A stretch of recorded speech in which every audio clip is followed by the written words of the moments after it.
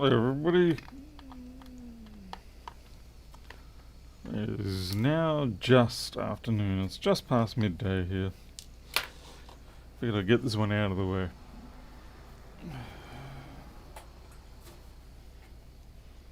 Hmm, 3437.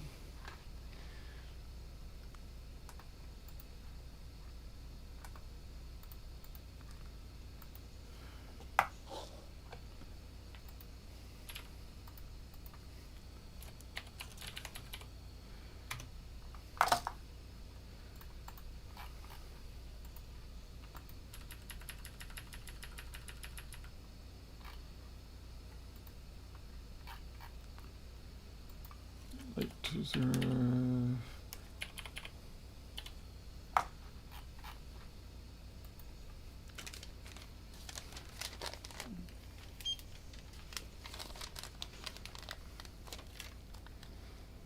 Battery yanked.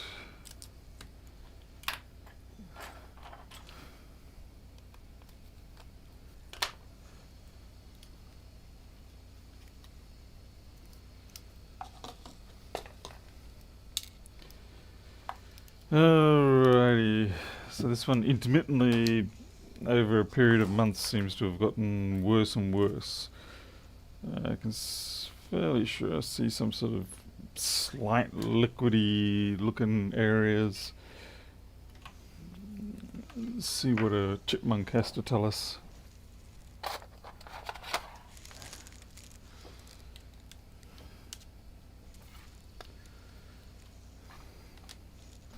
Green light, powers up, fan spin.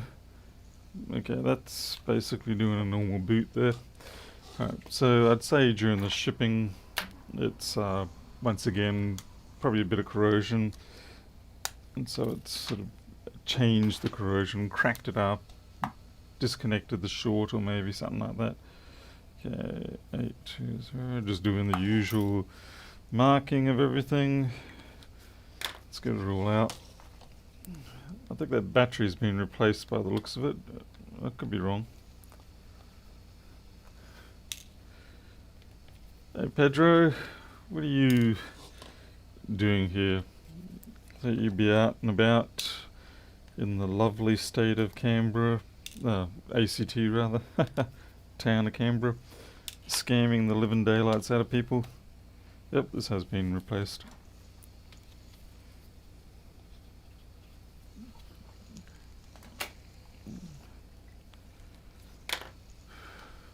Lockdown. Well, since when does that matter? Seems like the favourite thing for Australians to do, or a lot of people to do, is to ignore the lockdowns. Hide themselves into the boot of cars while having the car transported via the back of a, what do you call it, a tow truck to get across the state lines.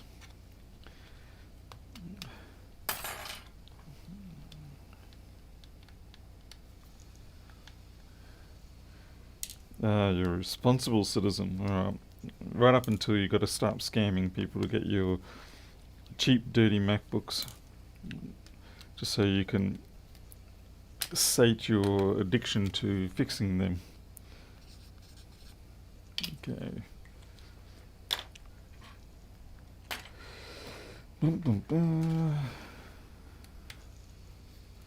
You're on a break. That doesn't sound right. I expect you to be finished the break probably in the next 15-20 minutes.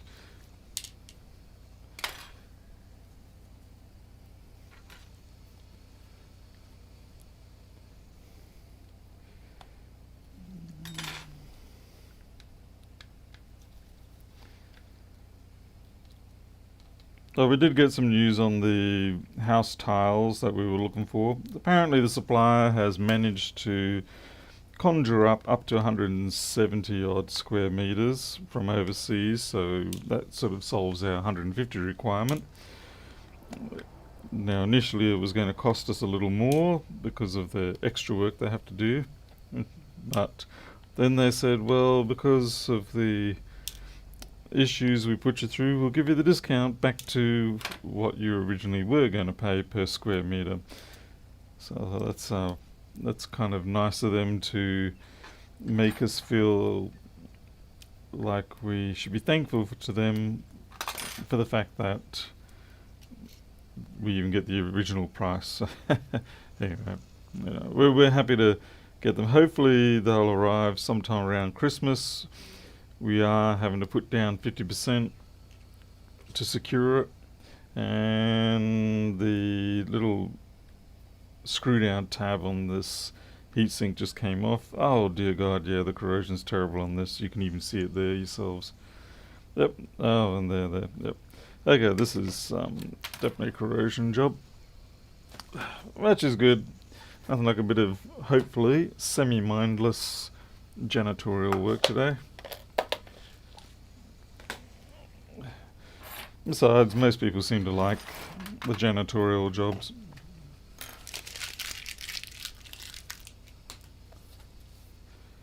You have a appointment at the Genius Bar to pick up a Thunderbolt 4 cable. Thunderbolt 4, isn't that just like a USB-C? Hey James, Michael. No, this is in the All-Sys Power Good section, not the BIOS. I mean, the clock stuff too. Oh man, this is a really broad scale attack, this one. So the HS105, All-Sys Power Good, and the clock, the BIOS, SMC, basically everything along this bottom edge is in trouble. Oh gee, even the backlight got some love.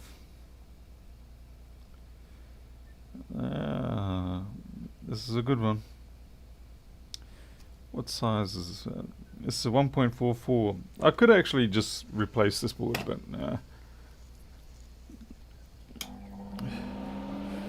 Well, this board is a good example of why when people sort of go off about how MacBooks are so delicate and so easy to kill, it only takes one drop of liquid to destroy them.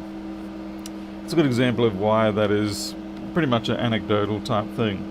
Because here we have a MacBook board with lots of crap everywhere on it, and yet it's still managing to boot. But hey, anecdotes are fun. You can make them, you can cherry pick whatever you want.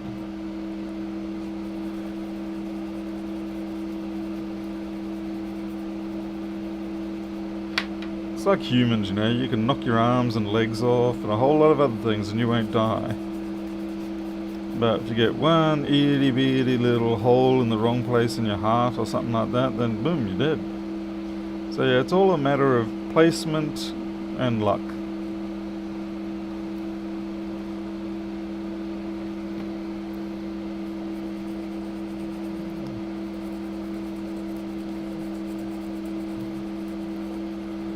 We're just using some 80-20 to get rid of the worst of the liquid.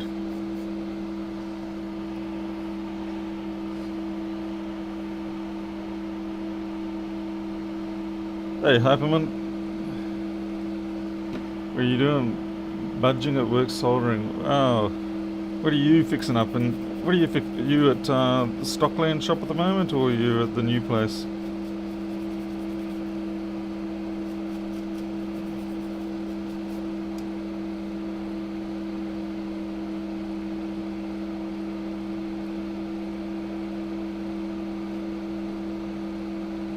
Well, I'd say most likely the All-Sys Power Good area was the real drama.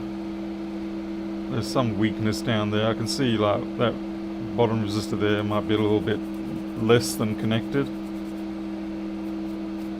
Most of it seems like it was superficial.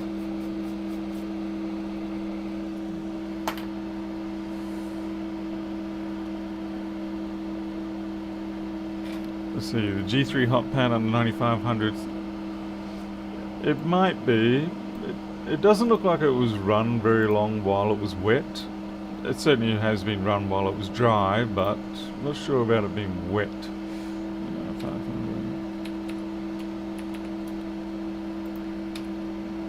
Now, there isn't actually a U9500 on this board. Maybe you're thinking of the 165. I think you mean U1950, I'd say.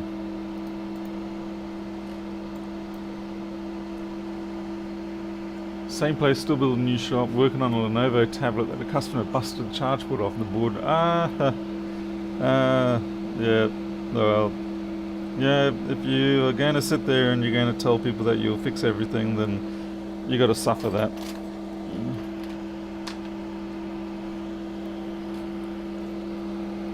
Yeah, this being U1950 here, I'm guessing that's what you were referring to.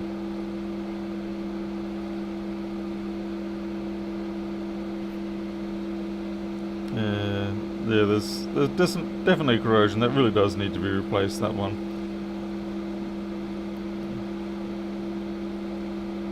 I'm just seeing if these resistors are going to let go. They seem okay. The clock chip absolutely needs replacing. That's not good damage. If there is anything such as good damage.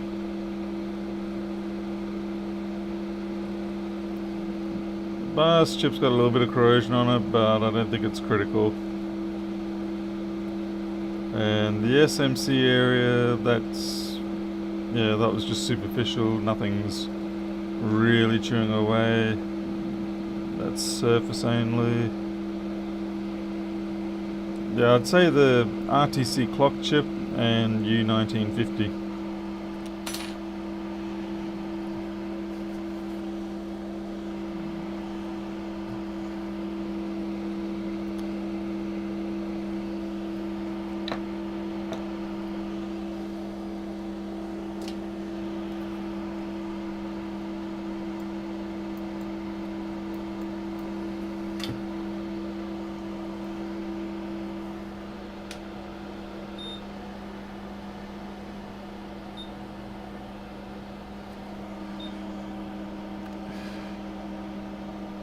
And Z, I suppose you're right in that respect. Yes, good damage is the damage that breaks something to send it to me, but is repairable in a reasonable time frame.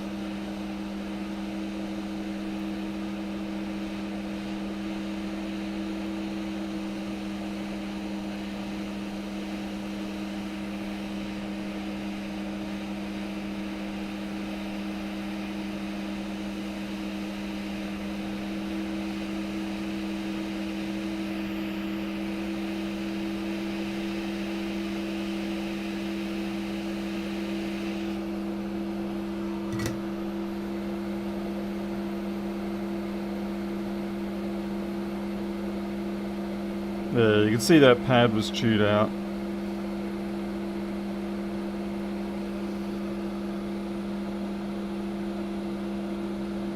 That one there.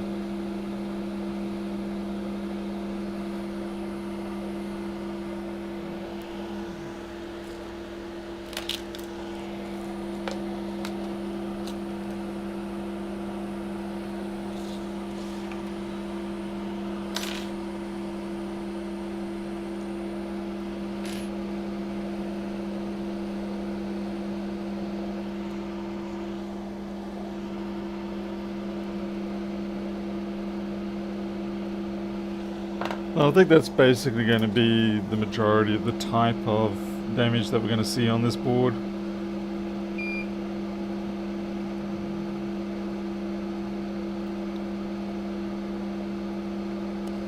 So that pad kind of needs a little help. There we go.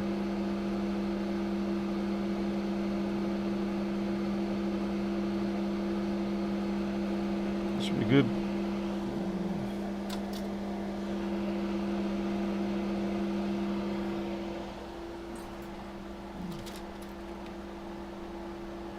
Astounding.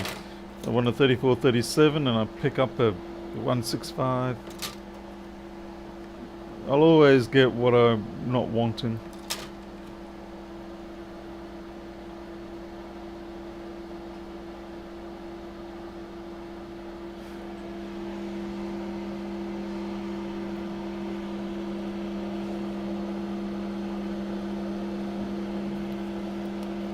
This is obviously the donor board.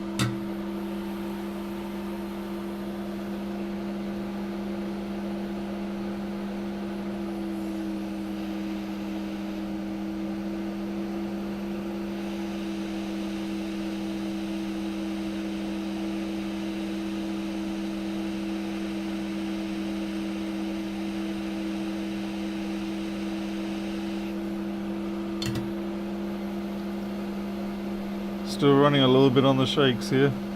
It's not good.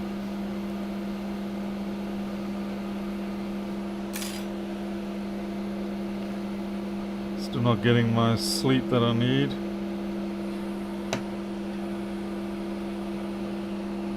Oh, don't have a clock chip on that one.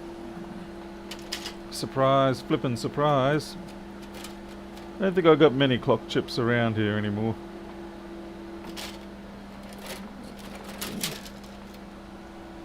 It's not because they really fail, it's just that it's just such a common try it chip sort of thing.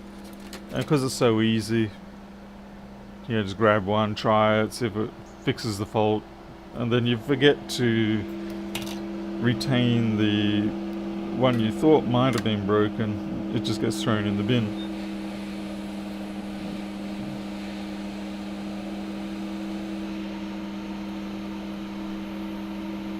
Hey Alexi, a 14.9 vintage, oh my.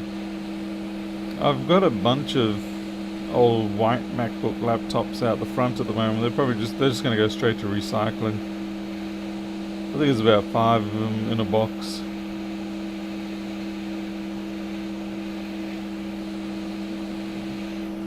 I can't justify doing anything with them other than recycle them. Shipping would be worth more than what they're worth.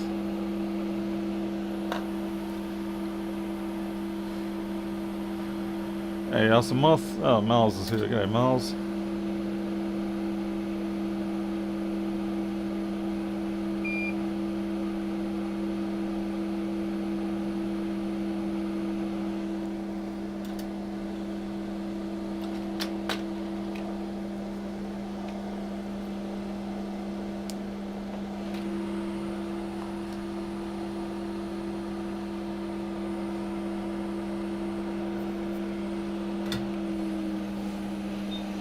Rodrigo, do that with some parts, but not all.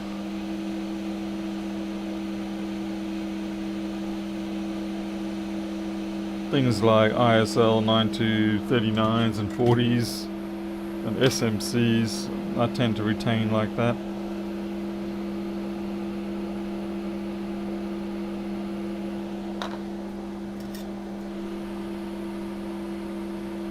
(2002) G3. Oh wow, okay, that's a historical old machine. Oh, for goodness sake, I hate it when the Flux does this. I hate it because it means I have to apply flux like I'm Mr. Rossman or something. And I don't like conforming to that sort of excess.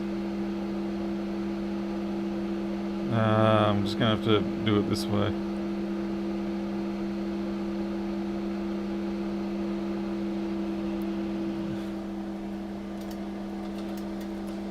Part of the problem is that this particular area does have a lot of thermal sink capability, so the poor little micro pencil doesn't really have the ability to get the heat to the pads. There we go.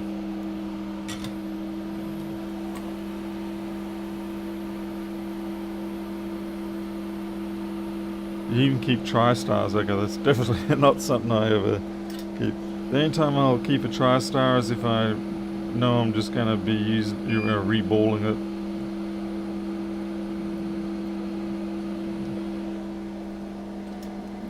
Most of the time, since they're not 610A3Bs, I just sort of toss them in the bin. That's pretty damn gnarly, that is there.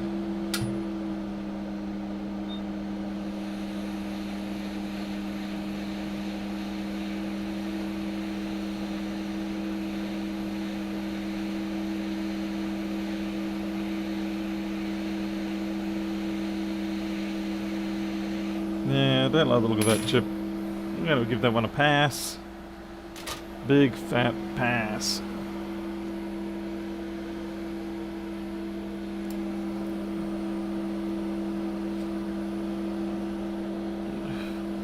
This one better. This is from a dead CPU machine, so it'll be okay.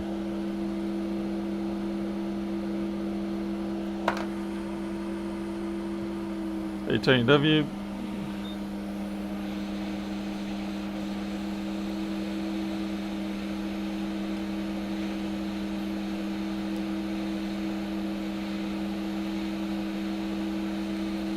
At least we did get to see a repair video by Lewis the other day. I know he doesn't get to do it much anymore. I know he's not really up to it anymore. But it was nice to see him drop in and provide some fan service there.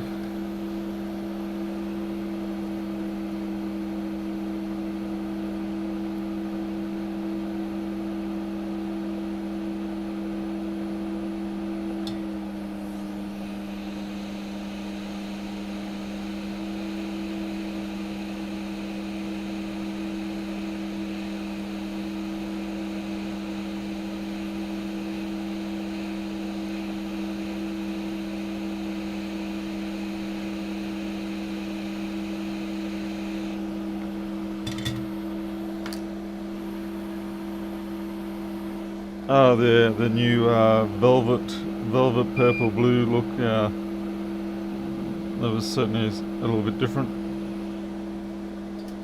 But I suppose basically what he's doing is he'll just find whatever's the cheapest gloves on the market at the time and buy a whole bunch of them.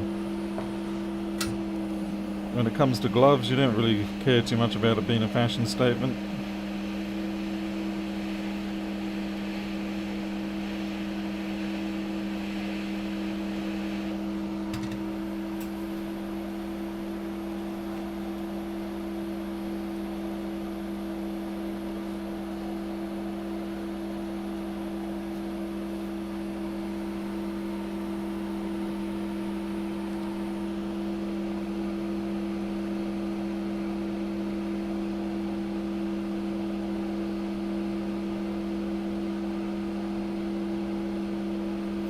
I'm going to replace that cap on the HS105 switch. It's a little bit too... Actually, I'll just replace both these parts.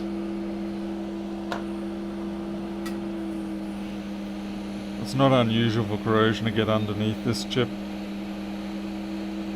I don't think there is on this one, but it's certainly not unusual to see it. These are the sort of chips that make you understand why you need... oh, there we go, there's corrosion all under it, so... makes you understand why you need something like a Quick 861DW hot air station and stuff, rather than the cheaper units. Because even though it's a small part, it is actually devilishly hard to get off.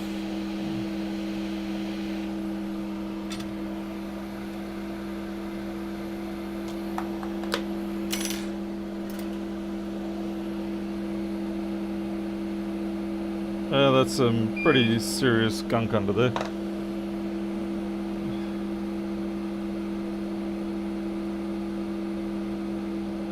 Hope we don't lift any tracks doing this.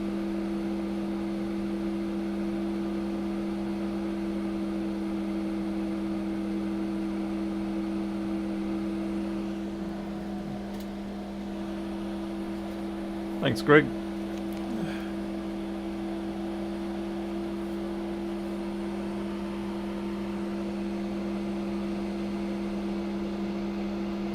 Might just wash that down with a bit of 80-20. Make sure I pick up any of the remnants. And the flux should clear it off, but can't be guaranteed.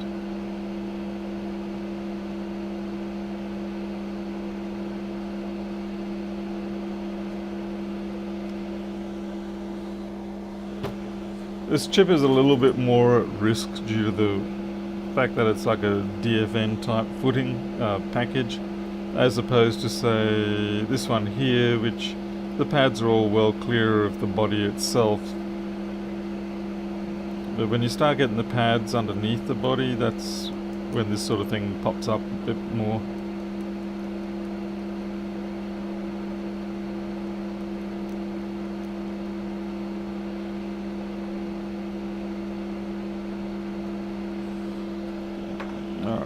let's repopulate that.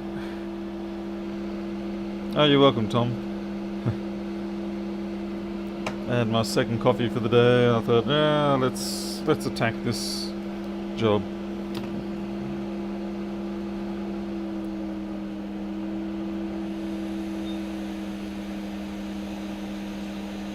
There's other things I should be doing at the moment, but as with all procrastinating type people, when you've got something you don't want to do that needs doing, you find something else that you wouldn't otherwise normally do, but because it's not the same thing that you're meant to be doing, you don't mind doing it. Boy, that came out more complicated than I was trying to say.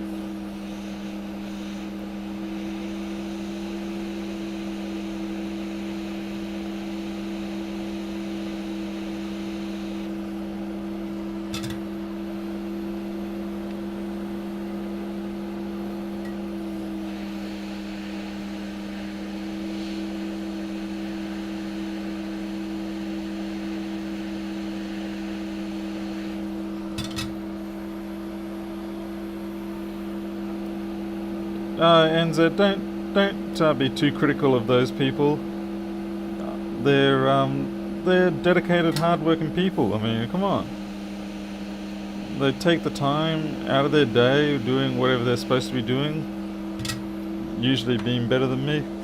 And yeah, they come along and they actually kick the button, so which is a lot better than what a lot of other people do. A lot of other people don't press anything. Those people, yeah, they take the time out of their day just for me, which is very nice of them, if you ask me. I only wish they'd just press it twice, just to really let me know. Nothing like putting an exclamation mark on it to let me know. Hey, Unimar, how's it going? Cooking out there, are you? Yeah, that's a little pushed up at the back there, but it's okay. I might just lift this. This is the Allsys Powergood transistor sequence chip, chain chip, whatever you want to call it. It was funny, I don't know if someone misinterpreted what was being said, but on the MacBook repair group on Facebook, someone was told that this chip can be left off and it won't cause any problems. And I was like, what? So I'd like to see you boot that machine without this chip.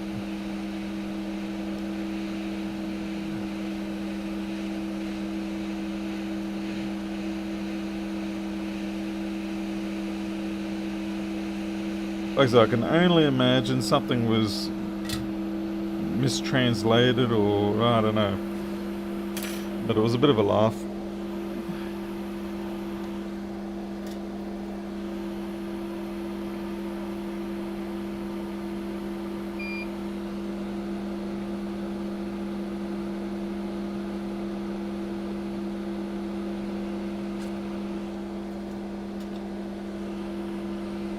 I've been having fun today with there's another Facebook group where well, they're talking about the promoting of the gravity energy system, the great big sort of like 6-armed crane block lifting energy storage system.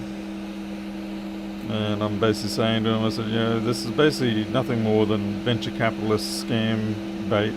It's the theory is nice, as in the concept is great, using electrical energy, convert it into potential energy, and then wind it back later when you need it. Unfortunately, that particular system is just a nightmare waiting to be done, and I dare say no one's done any real feasibility analysis, and they don't want to. They've got some pretty graphics, they've got some numbers which technically are correct until it applies to reality. But it is interesting the number of people who will jump into the defense of these systems. And usually they like to say, maybe you should go back to school and learn about potential energy and all that. And I'm like, yeah, okay, thanks, buddy. It's like I didn't realise that I didn't know anything about anything. I don't respond to them like that. I just ignore them and just carry on with my point. Okay, this doesn't feel like it's down properly.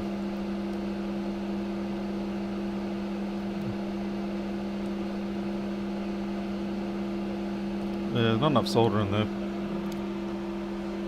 Hey, one repair guy.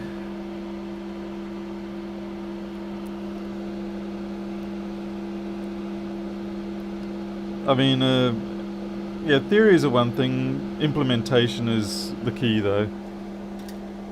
I mean, a good implementation of that concept is, of course, pumped hydro storage. Yeah, that works. It's known to work. It's got good efficiency round trip, and we use it. But the whole sky crane thing, it's like, nah, I'll give a pass on that one. I mean, I don't know if they know many crane operators, but it's bloomin' hard to. It's hard enough lifting things, just one item, on a day where it isn't too windy. As soon as the weather plays up, it's an absolute nightmare trying to get things done right. They're going to have to reflow that. It just doesn't feel like it's sitting down properly.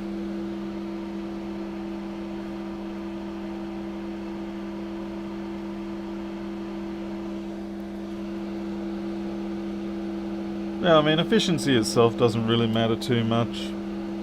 I mean, you're better to capture some energy than none at all. I mean, pump hydro is a good job.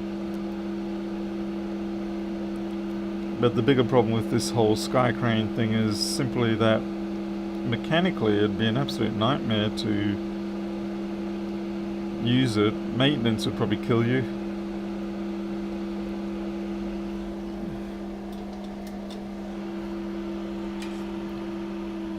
Leave it off, it'll still work, yeah.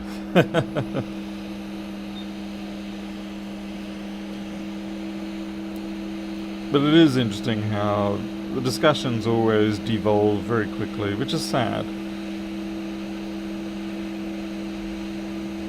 And it doesn't matter if you support all the other systems, like solar or battery or anything like that. If you don't agree with this one, then clearly you know nothing. But you only have to look at a lot of these proposals and you can just sniff that they're purely there for the sake of venture capital acquisition. It's like that. There's a new one going around where they have all these wind turbines in what looks like a great big sort of upright cage. And just looking at it, you can tell that structurally it's not going to cope with the stresses. And then the one thing I do wonder, though, didn't see them really specify, is how are they proposing to rotate with the wind? Or are they just going to basically stay in the one dominant position and rely on it being dominant? I mean, the concept again is fine. It's like the higher up you go, the better amount of power that you can get, because the wind speeds generally increase very quickly as you go up. But the implementation is, yeah, that's where it all matters. Pro engineers being very punny. Actually, not really punny, just more funny. Well, damn it, pro engineer, tell me about it. Oh, look, a bit of corrosion there. It's probably just a test point, it doesn't go anywhere. Yeah, that one's fine, just corrosion. So yeah, what it comes down to is, while a core concept may be valid, each implementation of that core concept does not necessarily, by default, have, not blah blah blah by default isn't going to be valid. It can very easily swing from being valid to invalid, or not much use, just because of one or two factors. Usually one.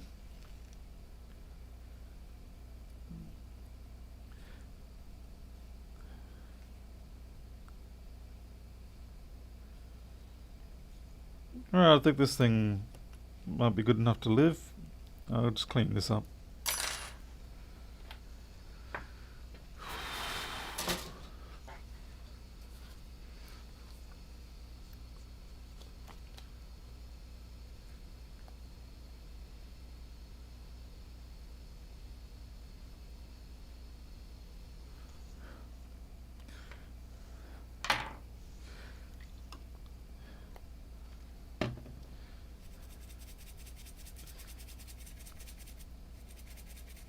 With water systems, yeah, I mean, they got. If you look at things like the Murray River system, I mean, what a disaster that's become. And you can always rely on human greed to play a factor in it.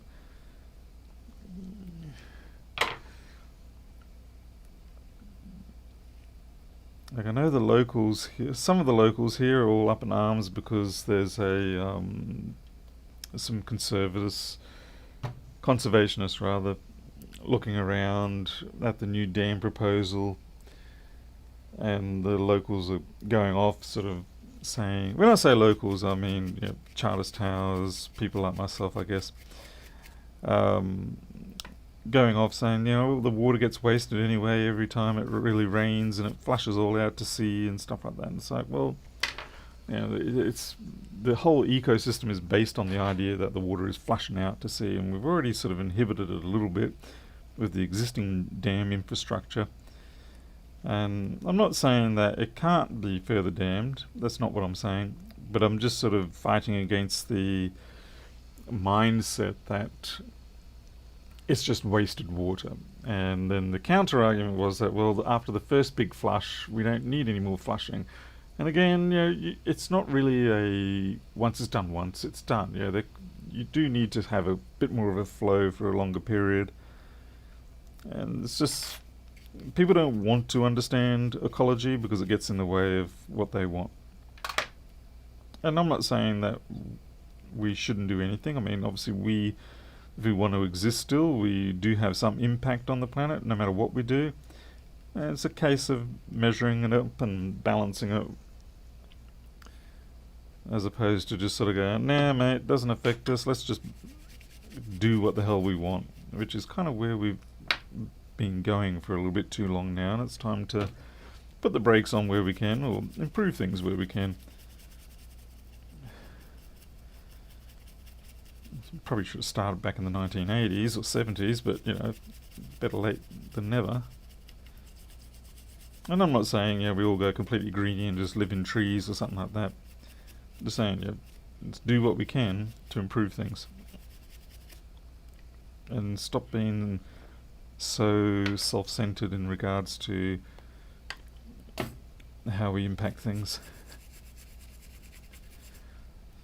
And of course, yeah, hey, yeah, here we are trying to repair equipment so that it spends less time on the landfill. And my God, that's a cluster job there I didn't see. That's a fair bit of damage. I might have to actually replace some of that.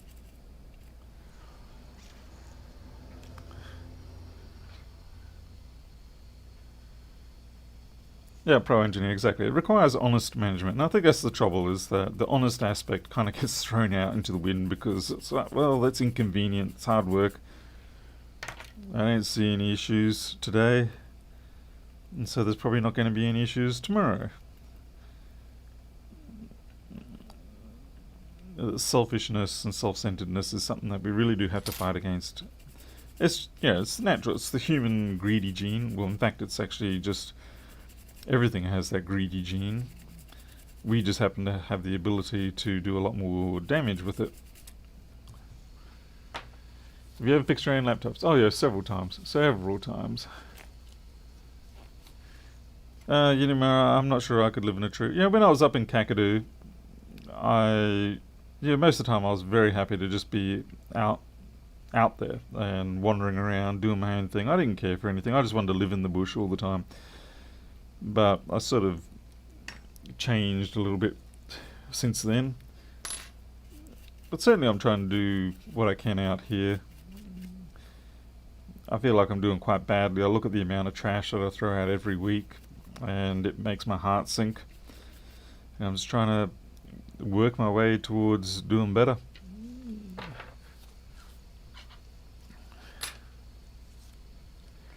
Yeah, Zoltan, that is true. Being self-centered it's easier short term.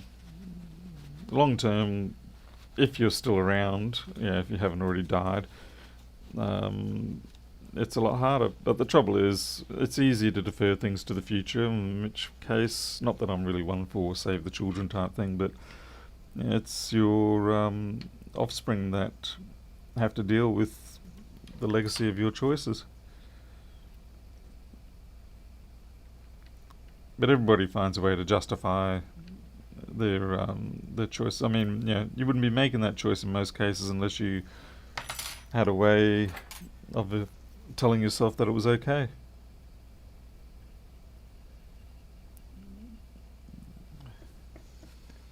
We all want to feel good. That's it. Yeah, admin media. Yeah. And that's why a lot of the time you say, no, it's going to be okay. The math is wrong. The projections are wrong. 99.9% of the community is wrong. Not that the percentage or numbers is anything really to purely base it by. There's been plenty of times, I suspect, in history where 99.9% of people thought one thing and one person said, actually, it's not. And they were right.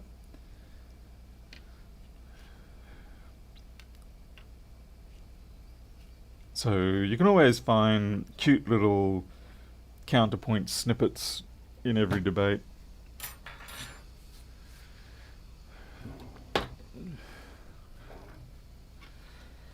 One of the big reasons I wouldn't live up in Northern Territory to Kakadu or anything anymore is it's too hot for me. It's too hot. I can't handle it anymore. Even out here, it's just too hot. I'd probably be better off down, say, Brisbane area. I'd love to live up in Maleny, that would be nice.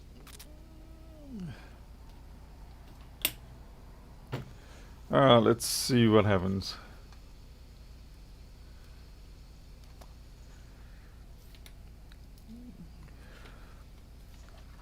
So we've got power. I mean, obviously this should boot because it was booting before.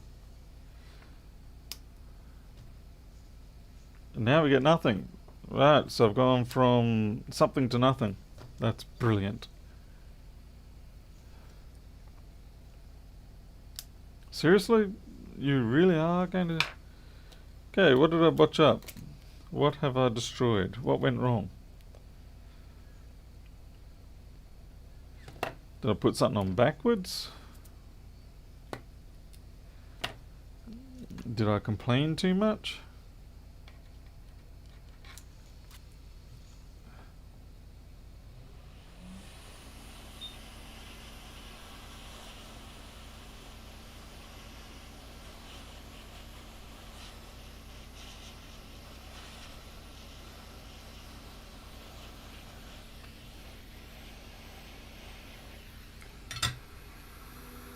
Corrosion was holding it together, and sadly enough that is often the case. Let's just check our CPU is still alive. Fortunately, worst case scenario, like I said, I've got plenty of boards of this spec, so I can just simply migrate the serial number across and the person will have a working machine again. I mean, obviously I don't want to do that.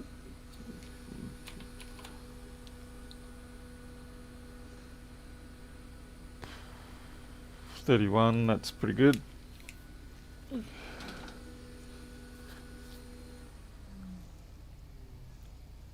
I might be missing something simple here, I hope. Turn it off, turn it back on. Okay, we're alive. I think it might have just been a little drop of water or something like that. Okay, 34, 37, so it's got to come back up. One more time. And now we should get a yellow, not yellow, green blink. There we go. Alright, this thing's alive. Okay, now let's see if the screen is okay on this one. Unfortunately, this copped some shipping damage, which I was not happy to see. If you are shipping your MacBook or anything to anywhere, always assume that the courier company is going to do their best to destroy it. And in particular, focus on the corners of your machine more than anything else. The corners are where the damage is going to happen. So I want to now have a look, see if the display is still functional.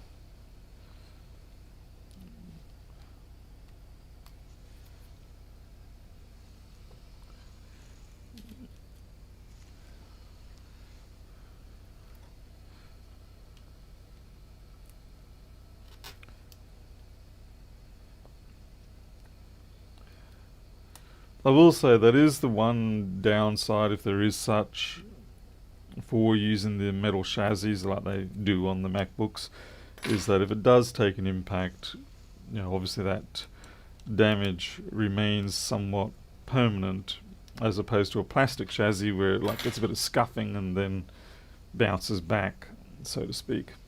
But I can already see, I don't know if it shows up there, but it's been offset now by about 1 millimeter. Let's see, not there. There you go. It's nice freshly exposed aluminium crushed in there, and then also on this corner here.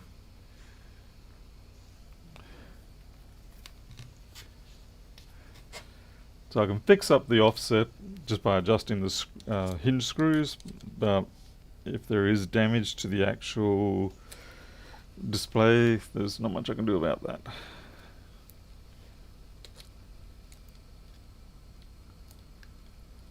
What's going on here? Okay, we're in. Hey, Barry West.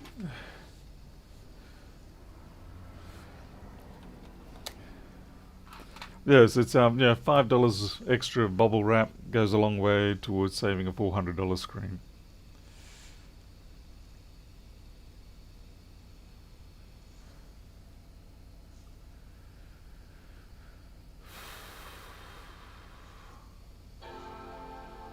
Okay, we had a flash over, so that's a good start.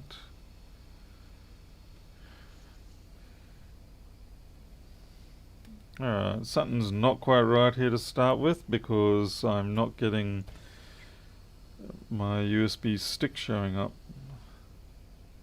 So we do have a problem with the USB here for some reason.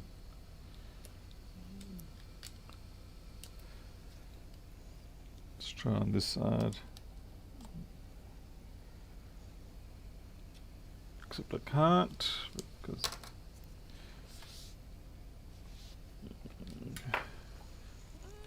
so, joy upon joys, we have secondary issues.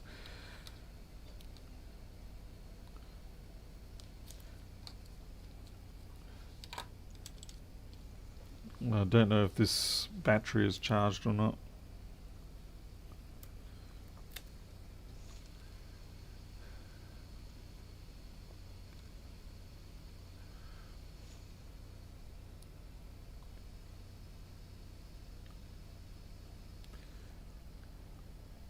Judging by I was about to say judging by the lack of bong, it's not. But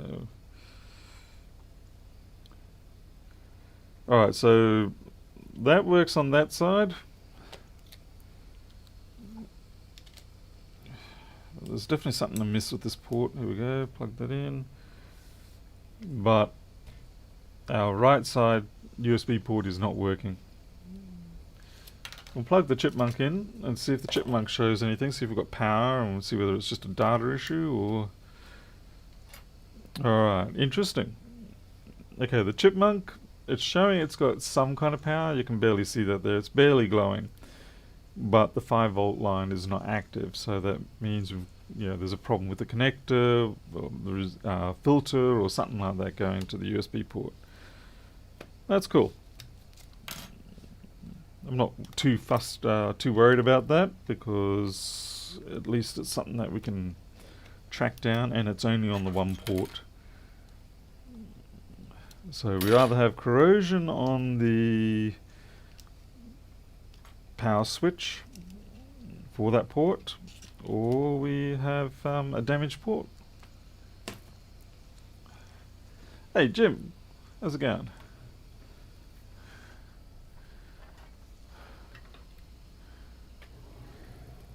Okay, let's have a look at the port. Yeah, it's a little less than happy.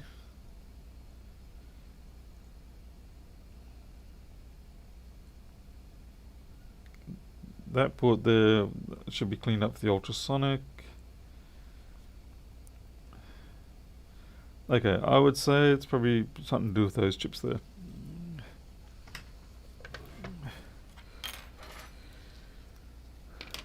So what we'll do is we'll bring up the board view and schematic and have a look. Oh yeah, look, you can see the grunge right in there.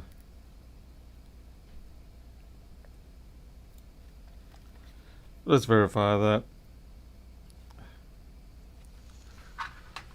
Go to the board view and schematic.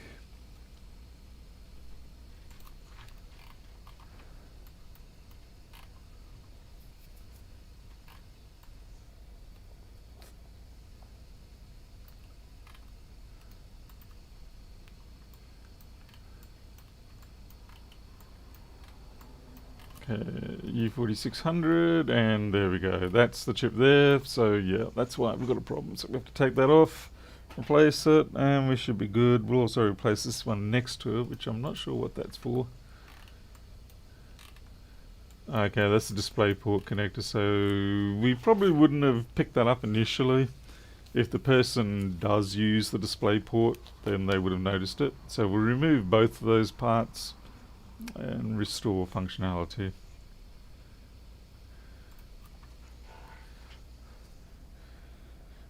The trick here is I will need to shield pardon me, I will need to shield that side. I don't really care to be melting connectors today. Not today. The display connector down here shouldn't be too much trouble.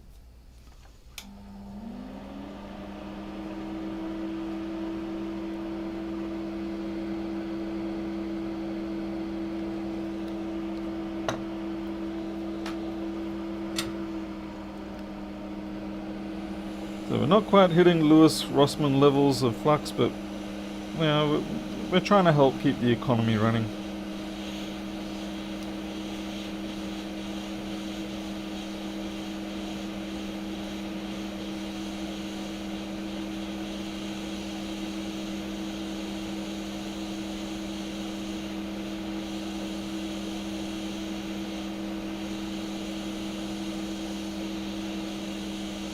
So it's well and truly stuck down.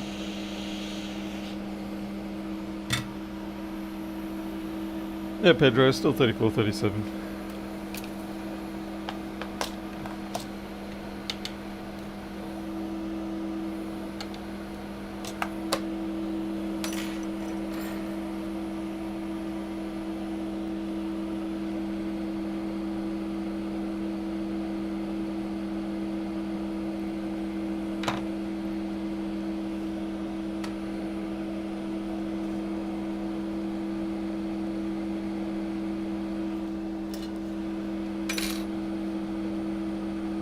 Actually, I think what I'll do is I'll wash that out first before I start soldering on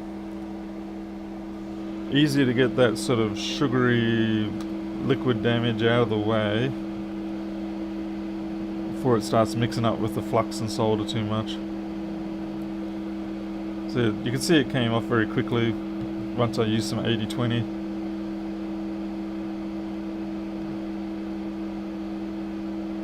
There's a little bit behind that cap there. Looks like a bad blood stain, actually.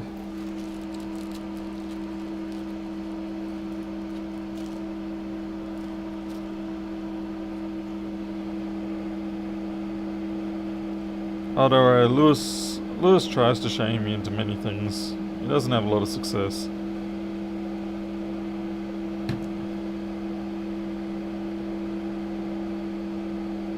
The best he manages usually is to get me to add some feature on Flexboard View, just simply to... It's less drama for me to add a feature to Flexboard View, to deal with his user qualities, than it is for me to argue with him.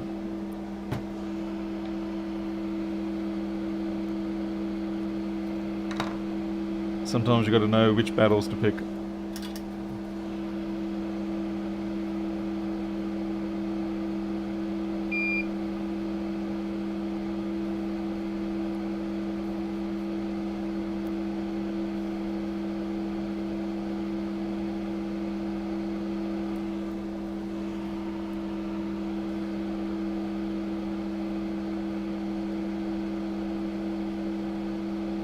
But yeah, I mean, Lewis is great when it comes to using my software. He's a professional user for sure. He really knows how to do the proper user things. So I'm thankful for that.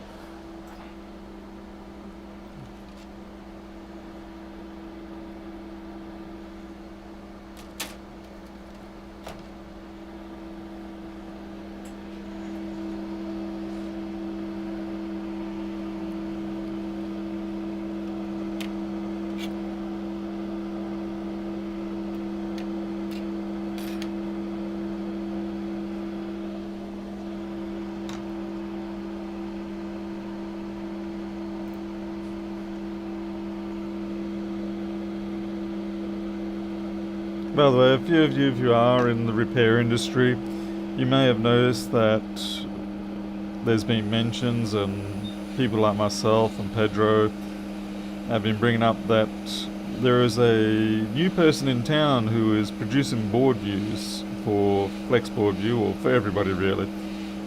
And like they've produced the board view for the A20 2020, and they're also doing another one now. And anyway, yeah, that's hard work. It's a lot of work, and it's a lot of time. It's fiddly. It's pretty much boring, if you ask me, having done similar before. And so what I'm going to do is I'm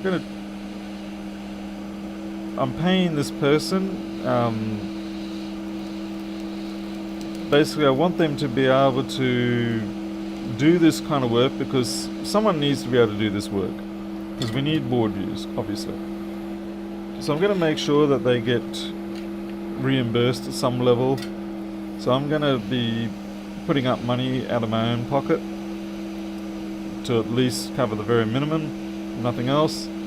And then hopefully we'll be able to come up with something for the community in general to be able to help fund this person to do these board views. And it's not just going to be this one person. It's like really anyone who wants to produce a board view that we need, as opposed to one that's already in existence or whatever, then, you know, get in touch with me, let me know what you're proposing to do, and I'm more than happy to, you know, provide funding to cover at least a portion of the work that you've done. Like at the moment, I'm providing about 500 US for a board view, and then ideally I'd like to see the community put forward another 500 at the very least. Obviously I can't carry this completely myself, and unfortunately in the situation of, say, with Lewis and his right to repair campaigning and all that sort of stuff, the way the legals are all done with that, it does make it quite complicated to get any reasonable amount of money quickly to people for that sort of job. So it's going to be a lot easier if it just comes out of my pocket. I mean, it's advantageous to me because obviously if there are more board views that are relevant for people, then people are going to keep buying my software. So, you know, it's purely pragmatic from that perspective. I could make a video on how to approach making one. Does that mean me just sort of pretending to be my talking to myself like I am now?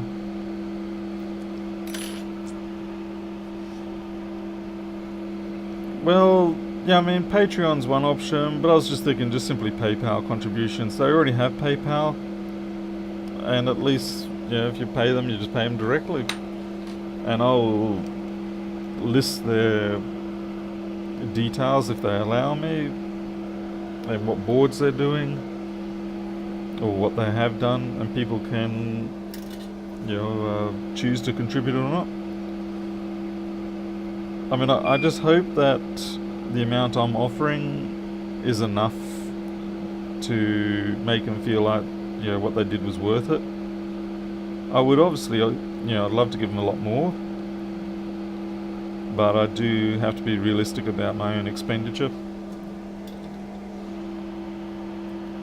Will they be putting in component measurements? No, it'd be like a normal board view where it's, just like the ones we already have now. Diode mode values, they'll be more entered by the general community, which is why I have the open board data grant going on at the moment, where I'll be sending out everybody, well not everybody, be sending out people these capture kits. By the way, I'm sending this person the capture kit as well. It's yeah, so basically it's just going to be a typical board view, and we'll have the schematic. That's the other thing, is we have to be able to have a schematic as well.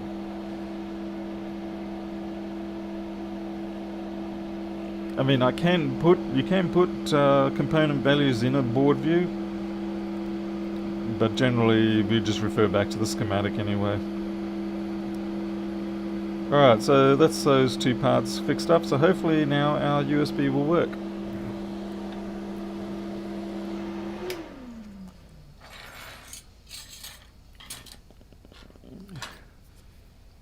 Now the only trouble with this funding scheme that I'm thinking of is that it is more after the fact that they've done the board, at least initially. I don't really like to fund people for things that's yet to happen. Not because I don't really trust people, although I don't, but rather it's just the nature of the universe that in many cases, if you give people money up front, it tends to disincentivize them to do the job.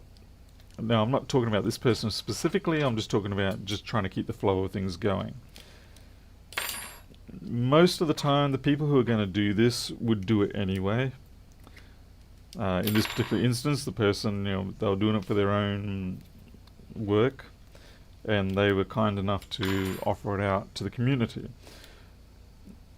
So I feel like it's better to go that way, and at least then you don't have any problems with the situation where you say, look, we gave you $500 or $1,000, we're waiting for the product.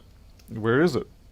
Yeah, that sort of thing can create a very rapidly eroding sense of morale, and incentivizing people just falls away when that sort of thing starts happening, and it just doesn't seem to work out. Whereas if they produce the product and they go, here you go, it's done, and then I go, okay, here you go, here's your 500, and then they can go ahead and pick up also whatever comes out of the community.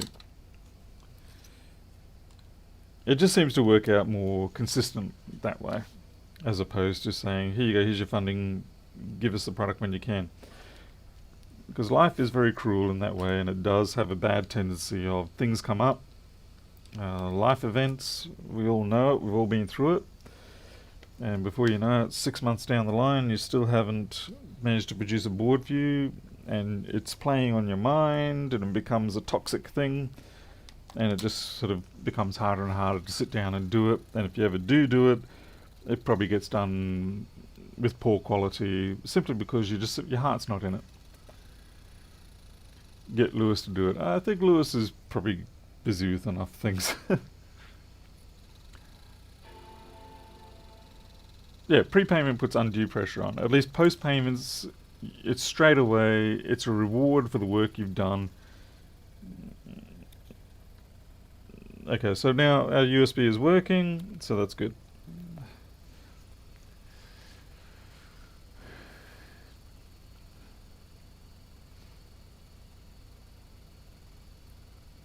Yeah, Micromage, I'm the same actually. When customers say, hey, we can pay you up, and it's like, oh no, do not do that. Because if I get that money in my hand, the very first thing my mind does is says, your job's done. You've got the money. Why do you have to do any work? And it makes my job harder, because then I've got to force myself to have to actually, do the job. The not having the money, or the prospect of the money coming, is what incentivizes me to do the job. Yeah, Lewis is busy at the crossroads of, he's doing his political thing. He can't really do his work, the board repair work anymore. There are reasons why. If you know him well enough, you'll know why. He's doing the best he can for what he's being handed in life. He's certainly doing a lot more than most people.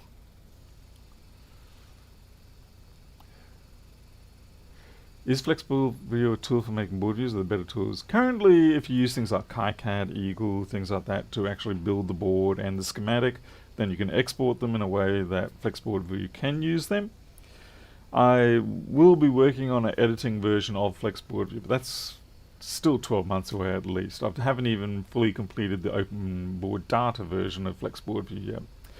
The portion that I'm still waiting to finish on Flexboard View for open board data is the guides. I'm trying to work out the best way to be able to create them and integrate them, as well as the hard thing is trying to integrate multiple submissions. That's basically the problem. I think it may have to be a case of I still have to manually manage that side of it. The data itself, the diode readings and all that, I don't have to. The hinge is a little bit sloppy on this. I may consider tightening them up. See how it's just falling away every time I pull back the screen? Anyway, so this machine is running fine now. So we had multiple little issues and we're all fixed. So I'll shut this down. I'll put it through the ultrasonic. I'll fix up the hinges too. Have you fixed the issue with board view file opening file windows minimized on Linux? I haven't encountered that one. I have not encountered that. It always opens up normal for me. That may be perhaps a window manager issue, but I don't know. What window manager are you using? I use Fluxbox, or just, I think it's Ubuntu Mate or Unity, and I haven't encountered that issue before. Not saying you're not having that issue, I'm just curious as to what your environment is.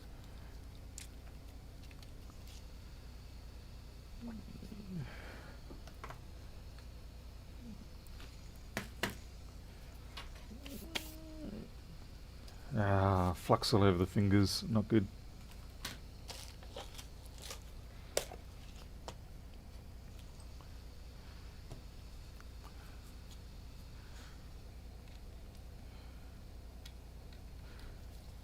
And ultimately, I don't expect a lot of contributions from the community. It's nothing personal against the community or anything like that. It's just in the couple of decades that I've been doing open source software,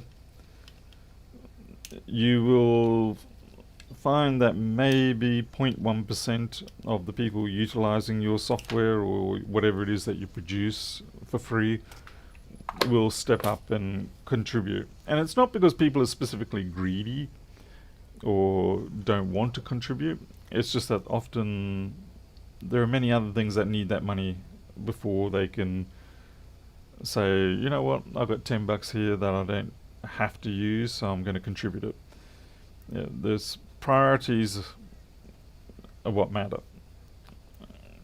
And having the intent to donate money, which is a lot of people do have, still doesn't actually turn into donating the money. And like I say, I'm not judging people for that, because I mean, I'm the same.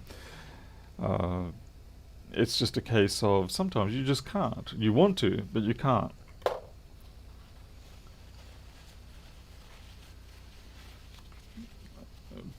Pareto principle, 20% of the people do 80% of the work. I always thought that was more like 1% of the people do 99% of the work. But anyway.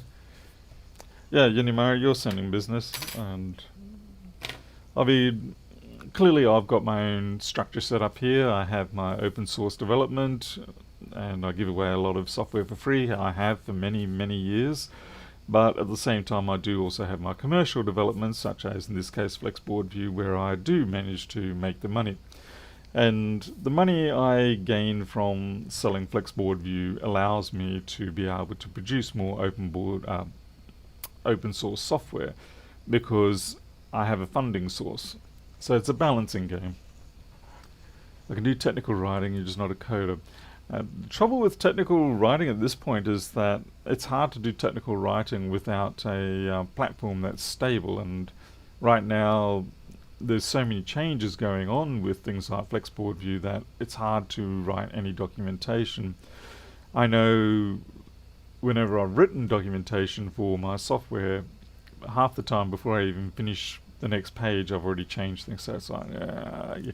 So it does tend to get thrown to the back burner quite a lot, which is unfortunate. The Pareto principle states that for many outcomes, roughly 8% of the consequences come from 20% of the causes. Oh, okay. Interesting. Alright, well, we're done. I'm going to go get some food. I've got some other business to do. And we'll see how we go afterwards. I'm out of here. Thank you very much for watching. And I will probably see if I can set up a page with regards to the board views. I'll list down the criterion for what types of boards I'll pay out money for. This is basically a bounty system, first come, first served. I can't get into the dithering between, say, two people producing the same board view. That is something that really needs to be managed as a risk. So if you get involved in a board that you're creating, then you need to let me know, so that if anyone else is planning on doing it, I can say to them, look, someone else is already doing that. So I'm trying to keep it as simple as possible, and I don't want to be portioning out things. It's simple as possible, else the whole thing just burns and goes away. So, alright, I'm out of here. You'll take care. I'll see you next time.